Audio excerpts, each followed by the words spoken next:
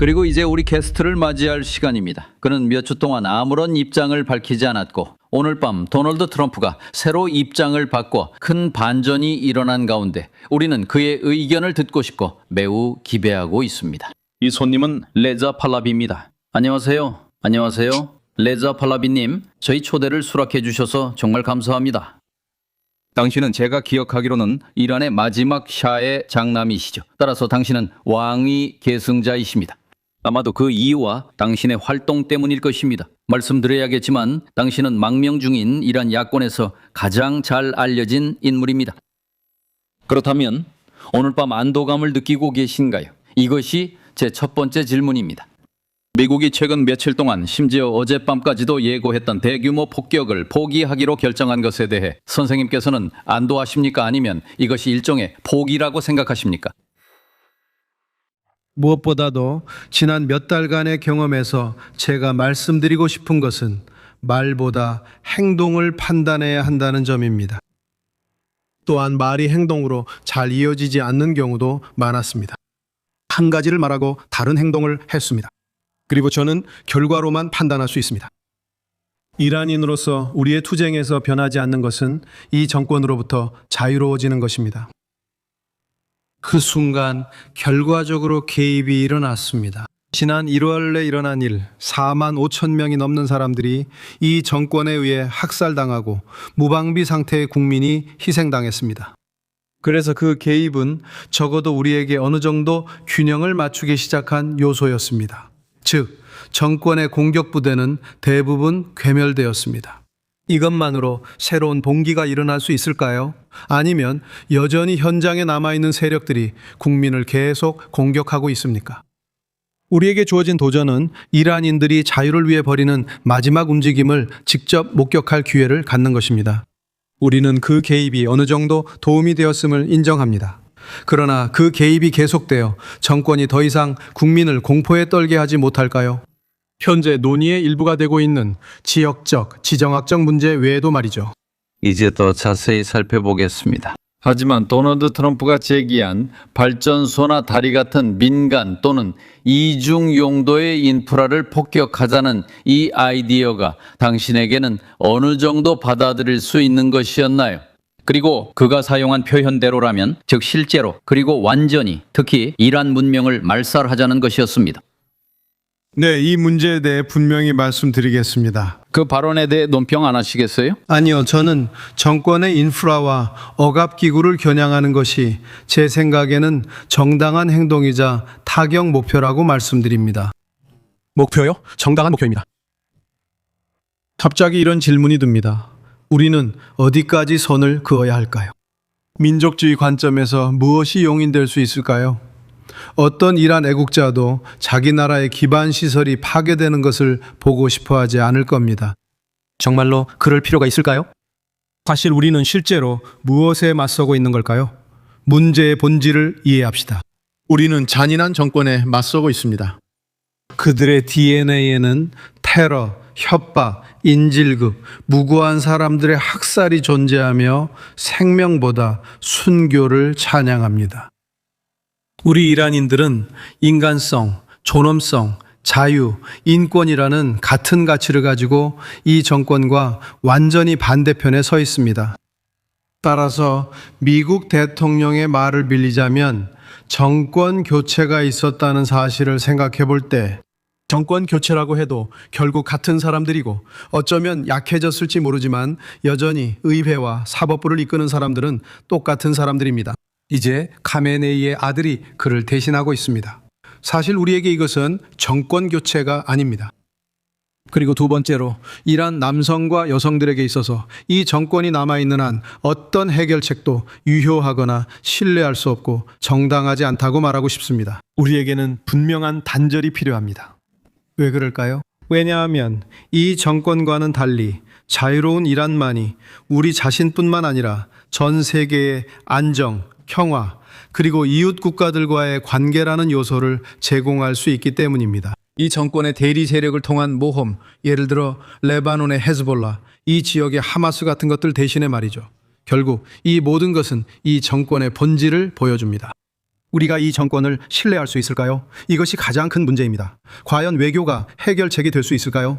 47년 동안 이 정권의 행동을 지켜본 후에 갑자기 완전히 태도를 바꿉니다. 저는 이게 현실이라고 생각하지 않지만 앞으로 지켜보겠습니다. 알겠습니다. 당신이 이런 협상이 정권 교체로 이어질 것이라고 거의 믿지 않는다는 점을 이해했습니다. 그리고 도널드 트럼프가 상상했던, 즉 민간 인프라에 대한 공격에 대해 의문을 가지고 있고 큰 의심을 품고 있다는 것도 이해했습니다. 바로 그 정권에 대해 말하자면 혹시 당신이 평가 실수를 한 것은 아닐까요? 당신이 왜 그렇게 공개적으로 무력 개입을 옹호했는지 이해하고 싶습니다. 그런 행동이 현 정권의 기반을 약화시켜 현재 집권 중인 이 정부의 완전한 몰락을 가능하게 할 수 있다는 점을 고려했을 때 말입니다. 거의 6주간의 폭격 이후 현실이 당신에게 오판이 있었다는 것을 인정하게 만들지 않습니까? 아닙니다. 저는 우리나라의 군사 개입을 원한 적이 없었다고 말씀드리고 싶습니다.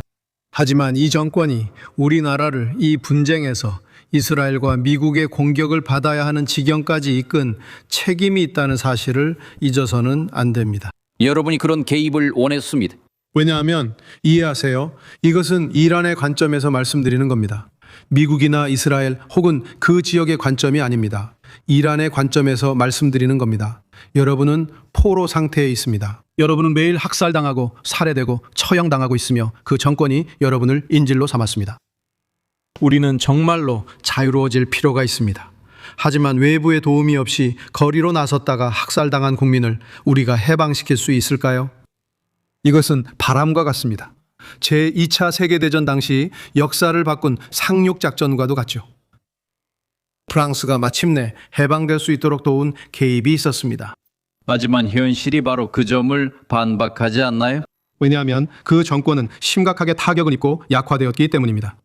그 정권은 크게 약화됐습니다. 이것이 마지막 반란을 일으키기에 충분할까요?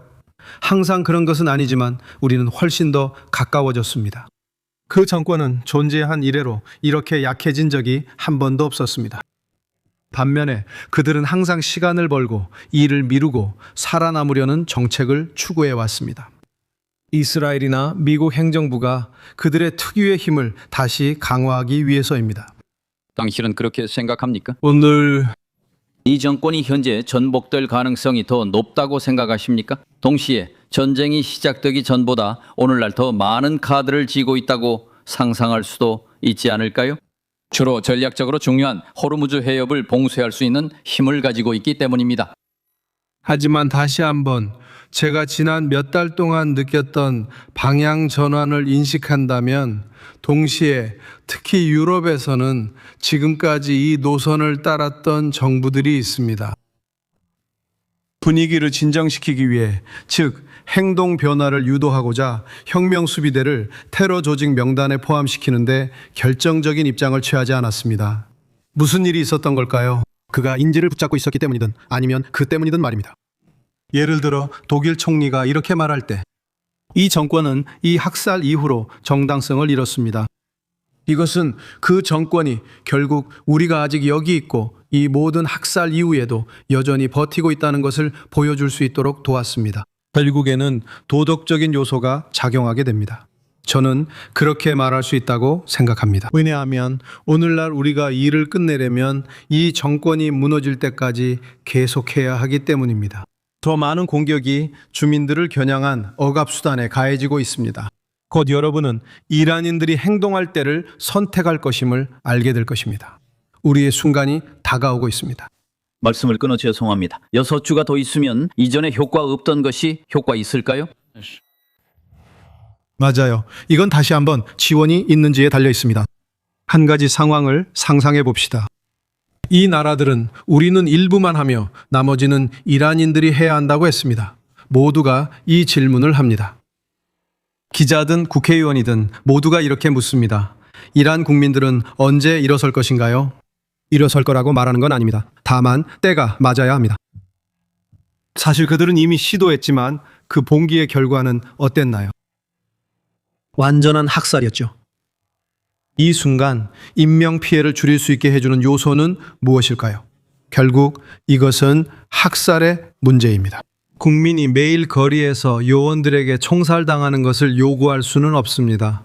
이 순간에는 우리는 지원이 필요합니다. 드론과 같은 기술, 그리고 무엇보다 정보 접근을 통해 이것이 가능합니다. 1월 8일, 9일부터 여러분은 어떤 정보도 볼 수 없었기 때문입니다. 네트워크가 끊겼고 우리는 이란에서 무슨 일이 일어나고 있는지 알지 못합니다. 저는 반대로 매일 현장에서 활동하는 우리 활동가들과 매일 연락을 하고 있기 때문에 알고 있습니다. 정치범들, 시민사회, 지식인 변호사들, 소수민족 구성원들, 그리고 그 나라는 마지막 전투를 치를 준비가 되어 있습니다. 하지만 적절한 때에 말이죠. 그렇죠? 좋은 아침입니다. 물론입니다. 들어보세요. 너무 많은 피가 흘려졌습니다. 이틀 만에 5만 명이나 이른 게 단지 미국의 핵 합의를 성사시키기 위해서라고는 생각하지 않습니다. 우리에게는 이것을 끝내는 것이 문제입니다.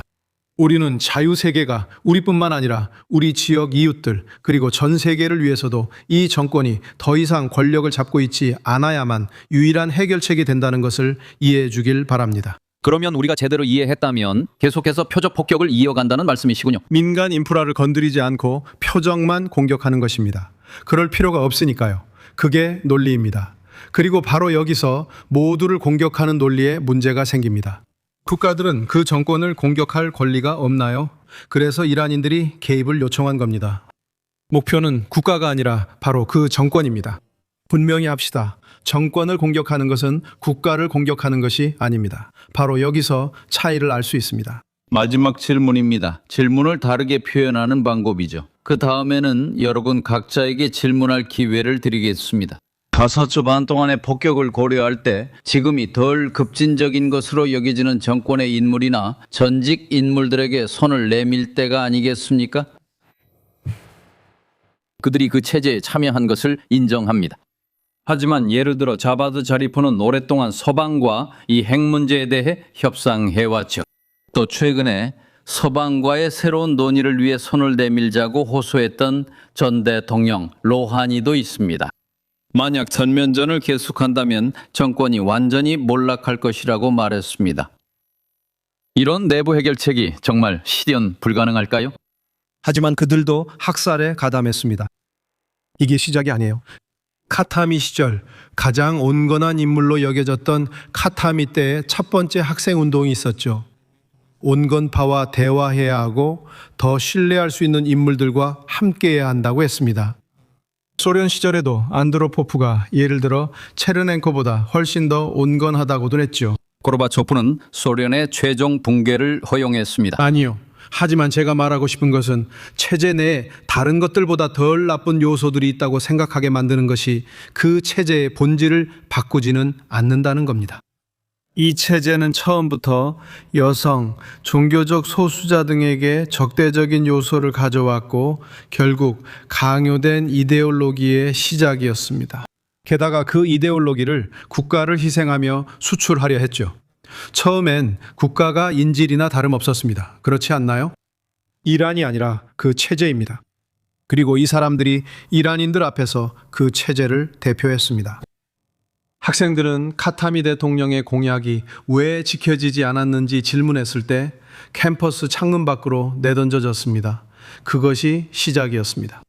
녹색운동, 여성삶 자유운동, 그리고 최근의 시위들. 이란인들은 다시 돌아왔고 오늘날 자신을 온건파라고 말하는 사람들에게 탄압당했습니다. 아니요, 그들은 손에 피를 묻혔습니다. 그래서 저는 말합니다. 이란과 그 국민에게 중요한 것은 완전한 자유입니다. 이들 중 누구도 해결책의 일부가 될 수 없습니다. 그들 모두는 일원입니다. 당신에게는 좋지 않게 보였죠. 저뿐만 아니라 온 나라가 신뢰하지 않았죠. 프랑스와 당신의 질문이요? 네, 제 질문은 다음에 무슨 일이 일어날지입니다. 즉, 그 체제는 당신이 방금 언급한 조건에 해당합니다. 놀라들이 온건파든 비온건파든 급진파든 모두 축출됩니다.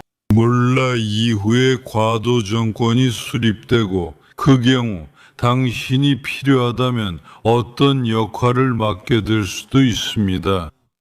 이 과도 정권은 외교 및 안보 정책을 가져야 합니다. 어제는 물라의 이란이 10개 항목으로 된 계획을 발표했습니다. 트럼프는 이것이 미국과 논의할 수 있는 실질적인 기반이 될 수 있다고 보았습니다. 단, 이란에서 정권 교체가 이루어진 경우에 한해서입니다. 이건 트럼프의 말을 그대로 옮긴 것입니다.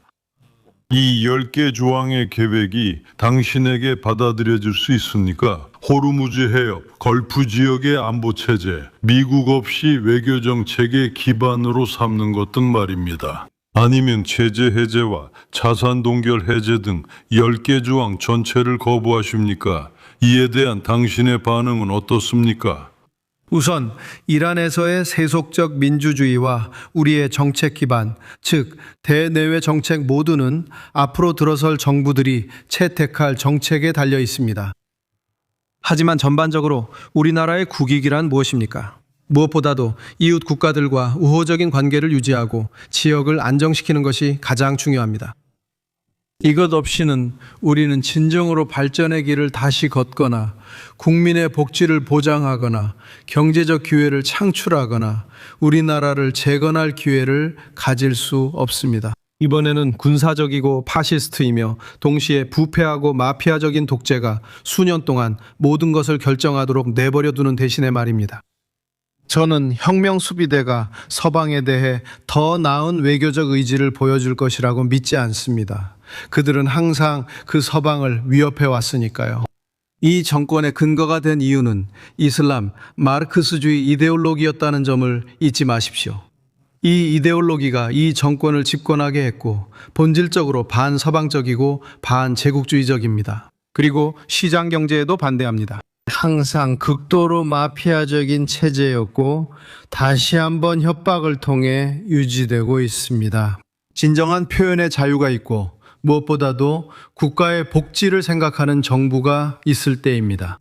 대리 전쟁에 휘말리거나 한 나라를 지도에서 지우려고 하거나 아니면 전체적으로 반순위파 전선을 구축하는 대신에 말이죠. 호메이니가 한 첫 번째 일은 사우디 가문의 무슬림 성지에 대한 정당한 역할을 의문시한 것이었습니다. 모든 것은 그렇게 시작됐죠. 그래서 저는 이렇게 말합니다.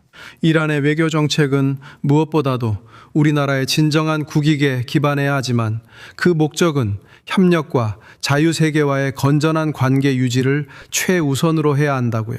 그리고 황금 해협의 사유화는 절대 안 됩니다. 여러분이 이런 사실을 어떻게 받아들이는지 모르겠습니다. 예를 들어 스페인과 모로코 사례를 보세요. 예를 들어 지브롤터는 크루즈 선박이 출항할 때 요금을 부과하기 시작할 지역입니다. 같은 논리입니다. 도대체 언제부터 영국과 프랑스가 내일부터 영국 해협을 통과하는 선박에 요금을 부과하기 시작한다는 겁니까? 도대체 어디까지 가게 되는 걸까요?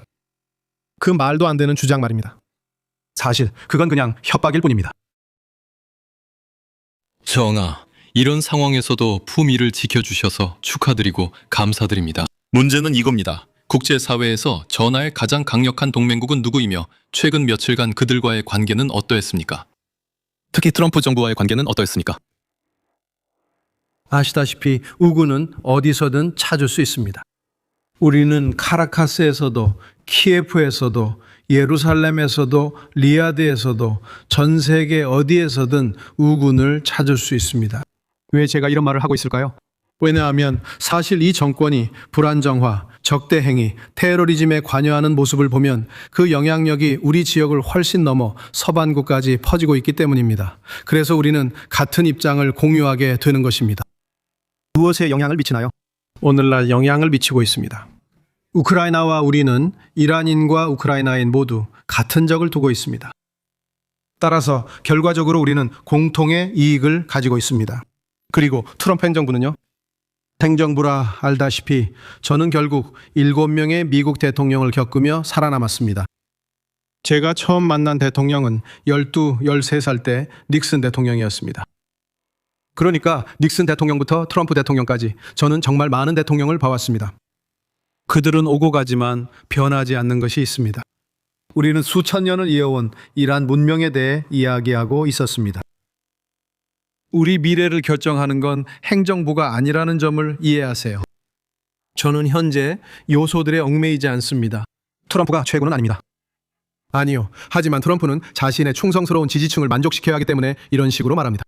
결국 그의 충성스러운 지지자들 때문이죠. 기본적으로 육아가 있고 단기적으로 선거가 있습니다. 이건 새로운 일이 아닙니다. 하지만 문제는 무엇일까요? 저에게 중요한 건 유럽입니다.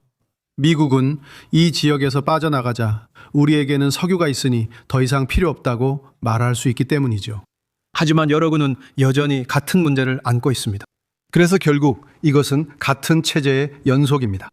약해졌지만 이번엔 복수하려는 상처 입은 동물입니다. 이것이 이 지역의 가장 큰 두려움입니다. 그래서 말씀드립니다. 문제 해결의 유일한 방법은 그 기회를 어디서 잡느냐에 달려 있습니다. 이런 기회는 자주 오지 않습니다. 사실 이것은 세계가 완전히 변화할 수 있는 역사적인 기회입니다. 그리고 이것은 우리나라의 해방과 이 정권의 종식을 통해 이루어질 것입니다. 이 정권은 희생되어야 할 상처 입은 짐승입니다. 전하, 제가 앞서 말씀드렸듯이 한때 목표는 이란에서 세속적인 민주주의를 이루는 것이었습니다. 그리고 몇 주 전에 전하께서는 현재 가장 눈에 띄는 야권 인사 중 한 명으로서 그것이 과도기적이고 임시적인 권한가 될 것이라고 직접 말씀하실 기회가 있었습니다. 맞습니다. 선생님께서 생각하시기에 지금까지 이 과도기 일정에서 그 기간이 대략 얼마나 될 것이라고 보십니까? 우리가 말하는 기간이 1년, 2년 선거를 준비하는 시간 정도입니까? 아니면 이란에 맞는 제도적 방식을 찾을 때까지 훨씬 더 오래 걸릴 것이라고 보십니까? 아마도 선생님의 나라도 자신만의 제도적 방식을 찾고 싶어 할 수 있기 때문인가요? 현실적으로서는 과도기가 약 2년 정도, 길어도 최대 3년 정도 걸릴 것이라고 굳게 믿고 있습니다. 그리고 이것은 또한 헌법 제정 과정을 통해 국민이 내리는 결정의 속도를 좌우하는 여러 요인들에 달려 있습니다. 사실 과도 정부는 임시로 국가의 업무를 관리하는 책임을 집니다. 그래서 저는 항상 안정적인 과도기를 만드는 가장 좋은 방법은 해결책에 최대한 많은 관련 없는 요소들을 포함시키는 것이라고 생각해 왔습니다. 그 정권의 부정적 측면과 무관하고 손에 피를 묻히지 않은 인사들입니다. 여기에는 현재 관료제의 대부분이 포함됩니다. 그리고 여기에는 군대의 많은 구성원들, 즉 육군뿐만 아니라 어쩌면 바시지 일부 구성원들까지도 포함될 수 있습니다. 또는 직접적인 책임이 없는 사람들도 포함될 수 있습니다. 이는 정의의 문제가 논의되어야 하기 때문입니다. 남아프리카 공화국 진실과 화해 과정이 끝날 때 이를 보았습니다. 결국 우리는 느른베르크 재판을 지켜보았습니다. 과도기적 정의를 다루는 전체적인 법률 시스템이 존재합니다. 우리가 이걸 어떻게 해야 할까요? 나머지 다이어트는 어떻게 해야 하죠? 어쨌든 나라가 그렇게 되어야 하고 저는 이에 대해 매우 구체적인 계획이 있습니다. 처음 100일 동안의 계획으로 IPP, 즉 Iron Prosperity Project라는 프로젝트에 설명되어 있습니다. 하지만 이 모든 것은 결국 국민이 선출한 인물들로 구성된 재헌의회가 이 문제에 대해 결정하게 된다는 점에 도달하기 위한 것입니다. 헌법, 미래체제의 형태, 이 모든 것은 결국 국민투표를 통해 최종적으로 비준됩니다. 그 시점에서 이 새로운 민주주의의 첫 번째 의회와 첫 번째 정부가 선출됩니다. 그것이 공화국이든 입헌 군주제이든 이는 국민의 결정입니다. 이 임기가 끝나면 과도 정부가 종료되고 권력이 국회의원들과 첫 번째로 선출된 정부에 이양됩니다. 이렇게 해서 이 순환이 마무리됩니다. 저는 이 모든 일이 2년 안에 일어날 수 있다고 생각합니다. 문제는 이를 방해하려는 잔존 세력들이 과정을 지연시킬 수 있느냐입니다. 모든 게 그것에 달려 있습니다. 마지막으로 저는 당신이 특히 유럽인들과 그들의 끊임없는 망설임에 대해 몇 가지 비판을 한 것을 들었습니다. 이런 프랑스 유럽식 태도, 즉 엄격하게 방어적이고 정권에 충분한 압박을 가하지 않는 태도 말이에요. 당신은 이것을 정권에 일종의 면책 신호를 보내는 것으로 보셨나요? 그리고 선생님께서 정권이 무너질 수밖에 없다고 말씀하셨는데 실제로는 무너지지 않는 걸 보면 우리에게도 책임이 있다고 생각하시나요? 우리가 그 일에 충분히 적극적이지 않았기 때문인가요? 미국인들과 함께? 사실을 말하자면 저는 솔직히 이 유화 정책이 우리를 지금의 상황, 즉 현재 우리가 직면한 현실로 이끌었다고 말씀드려야겠습니다. 이것은 저절로 일어난 일이 아닙니다. 많은 경우 점점 더 정당성을 잃어가는 정권에 구명줄을 던져주었습니다. 나라의 경제 상황을 보십시오. 이제 이란인들이 이렇게 말할 지경에 이르렀습니다. 이 온건파대 강경파의 게임과 개혁운동은 더 이상 통하지 않습니다. 우리는 더 이상 그것을 믿지 않습니다. 우리는 이 단계를 극복해야 합니다. 구명줄이었죠. 프랑스가 이란에 구명줄을 던져줄까요? 어쨌든요. 모든 게 시작됐을 때가 기억나요. 프랑스 땅에서 몇 명의 이란 반체제 인사들이 살해당했는지 아세요? 아니스 나카시의 이야기 기억나시죠? 샤프르 바크티아르 우리 전 총리의 암살 사건도요. 그리고 쿠르드족 지도자에 대한 그 공격도 있었죠. 그곳 이름이 뭐였더라? 미콜로스. 그때 그곳 이름이었던 것 같아요. 어쨌든 비슷한 사건들이 많이 있었죠.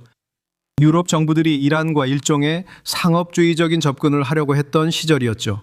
그때 그들은 이런 모든 요소들을 다 잊어버렸어요. 롤랑 디마, 겐셔, 잭 스트로가 있었던 시절이 기억납니다. 그들은 런던, 파리, 본과 테헤란을 오가며 지하철이나 에어버스 혹은 그 모든 것을 팔려고 했죠. 하지만 그 정권은 이미 우리 국민을 공포에 떨게 하기 시작했다는 점에서 그렇습니다. 그 당시에는 인질 사건에 대해서는 이야기했고 그 당시에는 처형에 대해 이야기하지 않았으며 그 당시에는 정권의 차별적인 면에 대해 이야기하지 않았습니다. 그들은 여러분을 외면했나요? 정말로 외면했습니다. 좋아요. 항상 고칠 시간은 있고 지금이 바로 고칠 순간입니다. 현 프랑스 대통령에게 2명의 인질이 석방된 것은 기쁘지만 우리는 여전히 이란에 수백만 명의 인질이 남아 있습니다. 또다시 인질이 생기지 않는다는 보장은 누가 할 수 있습니까? 누가 이 정권이 그런 시도를 안 할 거라고 보장합니까? 이건 마치 참나무와 갈대 이야기와도 같습니다. 그들은 예루살렘에 네타냐후와 백악관에 트럼프가 없길 원합니다. 아마도 그들은 다시 한번 재건할 기회를 찾게 될 것입니다. 진짜 위협은 바로 거기에 있습니다. 그 정권의 DNA가 근본 문제이기 때문입니다. 그래서 저는 이 정권의 남은 세력도 같은 DNA를 가졌다고 말하는 겁니다. 그들은 이 DNA에서 벗어날 수 없습니다. 왜냐하면 만약 그들이 계속해서 그러니까 만약 그들이 이 협상에서 요구된 조건들을 받아들인다면 그것은 그들이 지금과 같은 정권의 끝을 의미하기 때문입니다. 그들은 지금까지 해온 일을 더는 계속할 수 없습니다. 정말 그렇게 할 준비가 되어 있다고 생각하십니까? 결국 완전히 항복할 준비가 되어 있을까요? 저는 그렇게 보지 않습니다.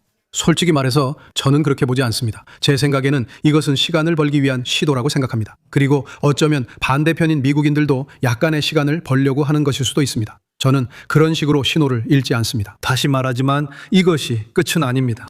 이 경기는 아직 진행 중입니다. 아직 휘슬이 울리지 않았습니다. 감사합니다. 오늘 밤 저희 질문에 솔직하고 직접적으로 답해 주신 레자 팔라비님께 진심으로 감사드립니다. 우리 지금 생방송 중인가요? 네, 확실히 생방송 중입니다.